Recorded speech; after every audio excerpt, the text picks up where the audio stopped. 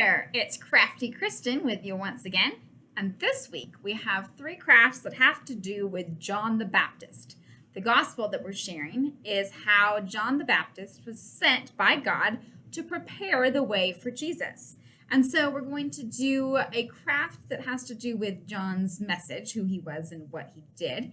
And then we're going to do a couple crafts that kind of have to do with who John was. And one is a little just silly and fun. But anyways, for all of these, you're going to need some decorative supplies as usual. You're going to need some construction paper, some scissors, probably some glue or perhaps tape. And then I'll go through the rest of it as we go along. So let's get started with our simple craft. We're going to make a map. Now, one of the main things that John did was to prepare the way for the coming of Christ and to point the way to him and show everyone who he was and how important Jesus was, and to say it's not about me, John, it's about Jesus. Someone seems to always think it's all about her. Yeah. So the first thing that we're going to do is we're going to make a map. Just like John pointed the way to Christ, we're going to point the way to something with our maps. So you can start out with either a brown paper lunch bag if you want this to look really mappy and authentic, or just a regular piece of paper, any color will do, and decide what it is you want to map out. In fact, you can take a number of directions on this. You can make sort of a treasure hunt within your house, or you could just make a map of your town pointing the way to your church. You can do it a number of ways. So let's just say, for the sake of an example, that we're going to be making a map of the neighborhood that the church is in, so we can point to the church just like Jesus, or just like John pointed to Jesus. So we're going to start out with our piece of paper. We're going to decorate, and then we're going to make it look kind of old-fashioned, and we're going to put it in a little container, kind of like a message in a bottle, or like a map container. So we'll start out here, and let's say that we're going to, of course, with interest of timing, we're going to make this pretty simple. So let's say that you've got we'll start with the church here, and here's the cross on top, so we know that's the church. Maybe if you're lucky, your church has some cool stained glass windows. We're going to say that's stained glass. Here's the door. So here's the church, and then we'll kind of point the way so that all other things point the way towards getting to the church. And then we'll kind of label this with a caption. Prepare the way, point to Jesus. That's what John did, and that's what we want to do too. So again, this map is very much not to scale, but let's say you've got some other buildings on here. So here's my house, and maybe we're going to put a school somewhere on this map. So let's say here's the school. I don't know any schools that actually have a little bell in the corner, but that's just, we're going for it. School. And of course, they're all floating in outer space. There's maybe not actual roads, or maybe you do want to put some little connecting roads here or there or everywhere. So long as all of the roads point back to Jesus. Maybe we'll throw in another building or two here. Here's a pizza place. Why not? So there you go. There's your map of the town, and you've got your little things marked off to designate what's where, and everything is pointing to the church because that's where Jesus is, hopefully, ideally. And now we're going to make this a little bit mappish. So we're just going to kind of cut some little slits here and there. And then if you want to make it look old-timey, you can also kind of crunch it up so it looks like a treasure map, sort of. And then you can also roll this up like a scroll. And then we're going to put it in our cup. Or you can put it in a bottle if you'd like. And if you want to decorate your cup, you're more than welcome to. But there you have your map that points to Jesus.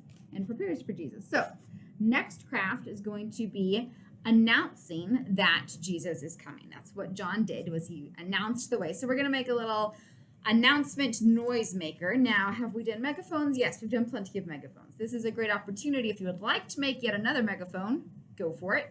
We have several other megaphone crafts that we've done in the past. So I'm going to do something a little bit different this time. And in honor of the holiday season coming up, we're going to put some jingle bells to make noise on this particular announcement maker, noise maker.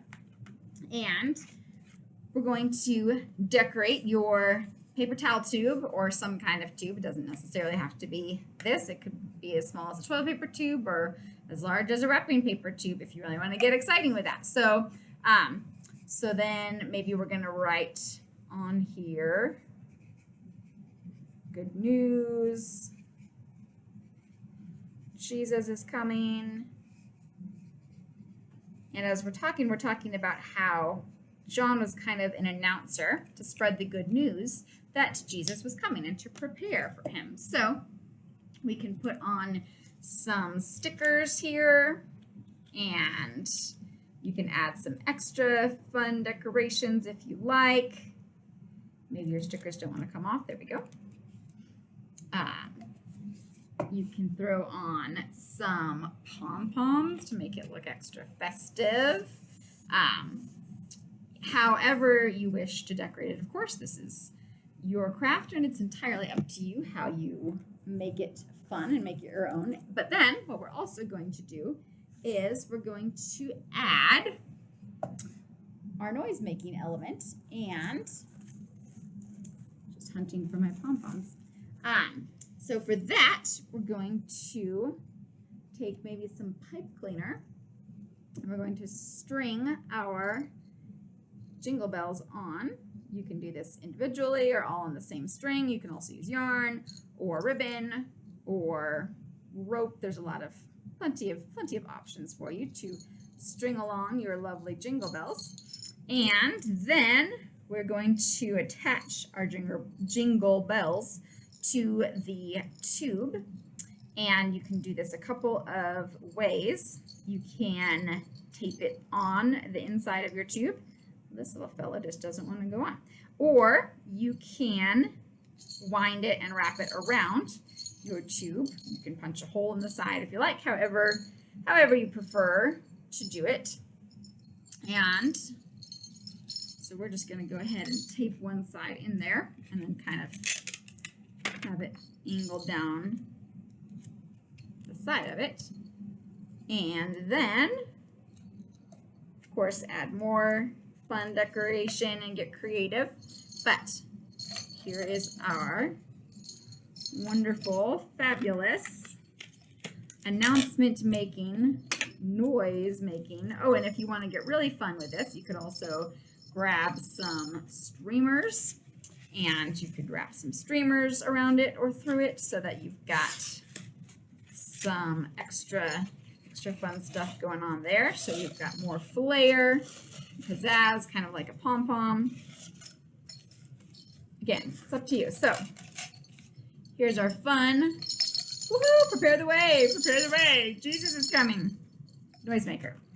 One more craft, and this one is a little bit fun and unique, but one thing that we're going to mention about John the Baptist is that, he was an interesting character, and he wore some funky clothes, and he ate some funny foods. In fact, he ate locusts and honey, or grasshoppers and honey. So we're going to make a little locust, and we're going to kind of put our locusts in a field. You can do whatever you like with your locusts, but we're going to put them, you can put them on a field or even on a paper plate.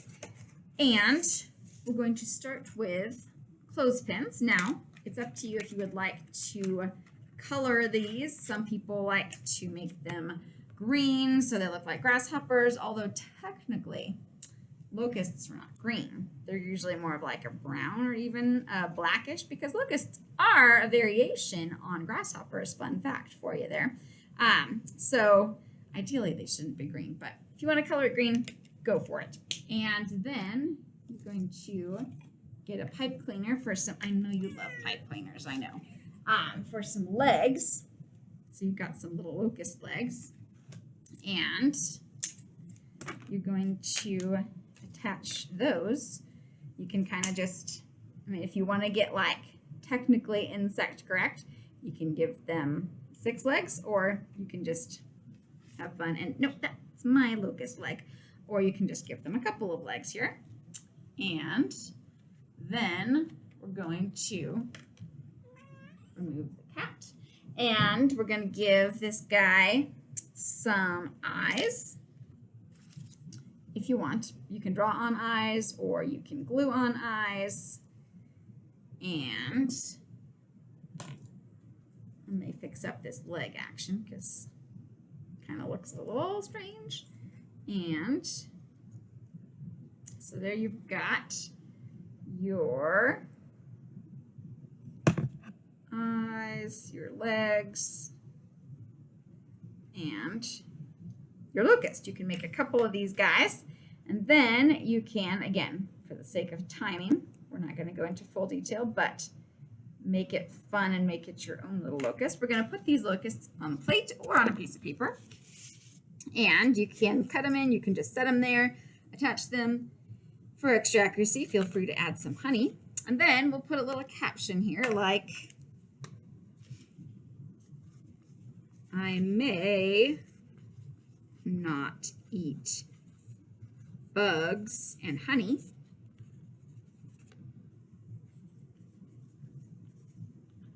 but I can still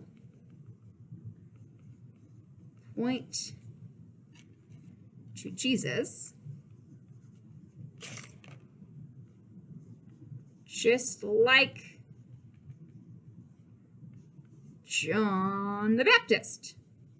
Again, that's only one possible thing you could write. You could write a whole number of things, or you could just make a whole bunch of locust bugs and have fun with them. Totally, entirely up to you. So there we have our bugs on a plate, bugs and honey on a plate. And if you want to turn this into a fun snack, go ants on a log style. Throw some honey and some peanut butter on celery and put some little raisins on there. Maybe even make some pretzel legs come out of it.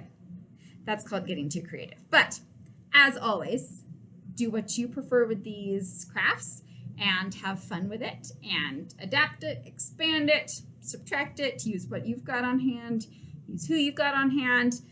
Just remember to point kids to the story, point kids to Jesus, and to continue having fun making crafts and making disciples.